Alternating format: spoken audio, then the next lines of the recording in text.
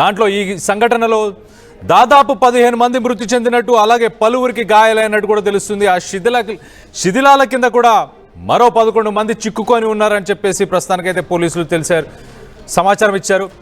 Building ప్రమాదకరంగా ఉందని గతంలో అధికారులు దానికి నోటీసులు, హెచ్చరికలు జారీ చేసినా కూడా ఆ బిల్డింగ్కి సంబంధించిన ఓనర్ కానీ అక్కడ ఉన్న స్థానికులు కానీ ఎవరు దాన్ని ఖాళీ చేయకపోవడంతోనే ఈ సంఘటన చోటు చేసుకుందని చెప్పేసి తెలుస్తుంది. సరైన జాగ్రత్తలు ఏవి పాటించలేదు బిల్డింగ్ కట్టినప్పుడు, ఆ బిల్డింగ్కి సరైన పర్మిషన్స్ కూడా లేవని చెప్పేసి ఆ ఓనర్ని అయితే ప్రస్తుతం అరెస్ట్ చేసినట్టు తెలుస్తుంది. దీనికి సంబంధించి ఒక్కసారి ఆ విజువల్స్ చూసే ప్రయత్నం చేద్దాం. చూడండి, 4 అంతస్తుల భవనము. ఆ భవనము ఆల్రెడీ చూడడానికే చాలా పాతదిగా ఉంది. అండ్ ఒక ఇరుకైన సందుల్లో ఆ భవనం ఉండడం వల్ల రాత్రి ఏదైతే ఆ సహాయక చర్యలు ఏవైతే చేపట్టాల్సింది ఉందో అదంతా మాన్యువల్గా చేశారు. దాని తర్వాత జేసీబీలను తీసుకొచ్చి వాటి ద్వారా ఆ శకలాలని తొలగించే ప్రయత్నం కూడా చేసినట్టు తెలుస్తుంది. చూడండి, ఆ భవనం, ఆ పెచ్చు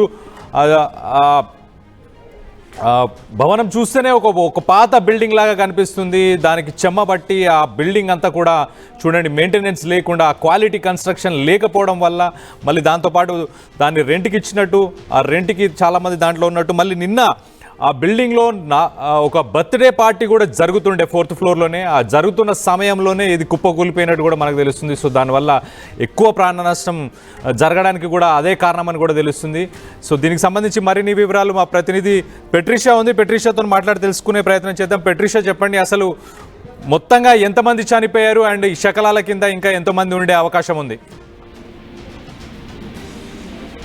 మహారాష్ట్రలో ఘోర ప్రమాదం చోటు చేసుకుంది. బీహార్ పాల్గఢ్ డిస్ట్రిక్ట్ లో ఒకటేసారి బిల్డింగ్ కుప్పకూలిపోవడం, దాంట్లో దాదాపు 14 మంది కూడా స్పాట్ లో చనిపోవడం. అదే కాకుండా శిథిలాల కింద దాదాపు 10 నుంచి 12 మంది వరకు కూడా ఉన్నారని తెలుస్తుంది. ఈ ఘటన అర్ధరాత్రి వేళ 11:30 PM కి జరిగింది. ఏదైతే బిల్డింగ్ లో చిన్న పాప 1 year బర్త్డే పార్టీ జరుగుతున్న కూడా చనిపోవడం, దాంట్లో అనేక మంది కూడా ఉన్నారు. లో కూడా అనేక సార్లు ఈ బిల్డింగ్ కి కూడా రిస్ట్రిక్షన్స్ ఇవ్వడము, అదే కాకుండా ఈ బిల్డింగ్ చాలా డేంజరస్ గా ఉంది అంటూ కూడా అధికారులు చెప్పినప్పటికీ కూడా ఎక్స్ట్రీమ్లీ డేంజరస్ గా ఉంది, ఖచ్చితంగా మీరు ఇక్కడ నుంచి వెళ్ళిపోవాలంటూ కూడా వాళ్ళు రామాబాయ్ అపార్ట్మెంట్స్ ఏదైతే ఘటన జరిగిందో అక్కడ అనేక సార్లు చెప్పినప్పటికీ కూడా వినకపోవడం, ఎటువంటి సేఫ్టీ ప్రికాషన్స్ తీసుకోకపోవడం, సేఫ్టీ వార్నింగ్స్ ఇచ్చినప్పటికీ కూడా వాళ్ళ నెగ్లిజెన్సే ఇది కారణం అని కూడా అధికారులు చెప్తున్నారు. బిల్డింగ్ ఓనర్ ని కూడా ప్రస్తుతం అదుపులోకి తీసుకున్నారు. మృతుల సంఖ్య కూడా పెరిగే అవకాశాలు, దాదాపు 14 నుంచి 15 మంది కూడా పెరిగే అవకాశాలు కనిపిస్తుంది.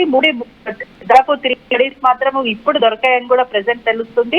ఈ బిల్డింగ్ కొలాప్స్ కూడా బర్త్డే పార్టీ ఏదైతే 1 year బర్త్డే పార్టీ పాపది జరుగుతుంది. ఈ క్రమంలోనే రిలేటివ్స్ కూడా కొంతమంది వచ్చారని తెలుస్తుంది. అదే కాక NDRF టీమ్ తో పాటు అనేక మంది డిజాస్టర్ మేనేజ్మెంట్ దాదాపు 50 మెంబర్స్ కి పైన కూడా అథారిటీస్ రెస్క్యూ ఆపరేషన్ కొనసాగుతుంది. అర్ధరాత్రి నుంచి కూడా కొనసాగుతుందని తెలుస్తుంది. ఇదే కాక అనేక సార్లు చెప్పినప్పటికీ కూడా తెచ్చుకోవాలంటూ కూడా అదను కన్ఫర్మ్ చేస్తున్నారు. అది తల్లి 24 years, అదే కాకుండా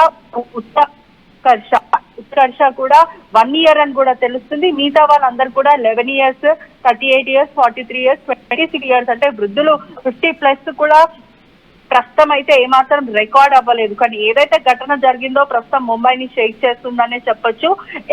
ఒకవైపు నోటీసులు ఇచ్చినప్పటికీ కూడా, ఎవికేషన్ నోటీస్ ఇచ్చినప్పటికీ కూడా ఎవరు కూడా పట్టించుకోలేరు. అధికారులు ఎన్నిసార్లు చెప్పినా ఇది చాలా ఎక్స్ట్రీమ్లీ డేంజరస్ ఉంది, ఒకవైపు కన్స్ట్రక్షన్స్ అంతా కూడా కూలిపోయే అవకాశాలు ఉంది, దీని లోపడున్న వాళ్ళు వెంటనే ఖాళీ చేసేయండి, మీరు ఎవరికి కూడా రెంట్కి ఇవ్వకండి అంటూ కూడా ఆ బిల్డింగ్ ఓనర్ కి చెప్పినప్పటికీ కూడా కాసులకి కక్కుర్తి పడి దాదాపు 25 మంది ప్రాణాలను కూడా పొట్టన పెట్టుకోవడం. ఎందుకంటే అక్కడ ఉన్న వాళ్ళకి ఎవరికి కూడా ఈ బిల్డింగ్ సరైన కన్స్ట్రక్షన్స్ లో లేదని మాకు తెలియదు, బిల్డింగ్ ఓనర్ కి నోటీసులు ఇచ్చారని కూడా మాకు ఇప్పటి వరకు తెలియదు అంటూ కూడా వాళ్ళందరూ చెప్పుకుంటూ వస్తున్నారు. దాదాపు చూసుకుంటే నిన్న అర్ధరాత్రి నుంచి రెస్క్యూ ఆపరేషన్ కొనసాగుతుంది. ఈ రోజంతా కూడా రెస్క్యూ ఆపరేషన్ కొనసాగే అవకాశాలు కనిపిస్తుంది. శిథిలాల కింద కూడా 14 నుంచి 15 వరకు బాడీస్ దొరికే ఛాన్సెస్ కనిపిస్తున్నాయి.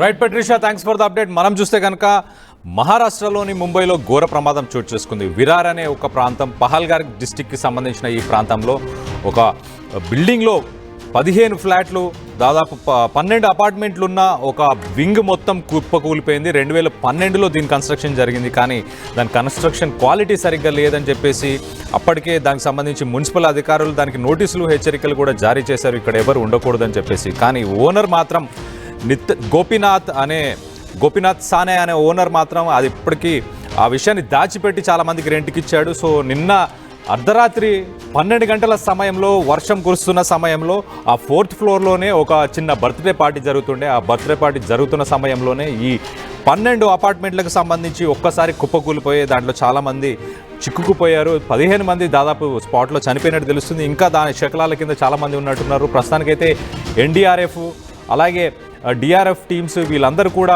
రెస్క్యూ ఆపరేషన్స్ని అయితే ముమ్మరంగా కొనసాగిస్తున్నట్టు తెలుస్తుంది. సో ప్రస్తుతానికైతే ఇలాంటి ఒక విషాద సంఘటన మహారాష్ట్రలో చోటు చేసుకుంది. దానికి సంబంధించి ఒకసారి ఆ రెస్క్యూ ఆపరేషన్స్కి సంబంధించిన విజువల్స్ ఒకసారి చూసే ప్రయత్నం చేద్దాం. ఆ లెఫ్ట్ సైడ్ విండోలో కనిపిస్తుంది చాలా క్లియర్గా.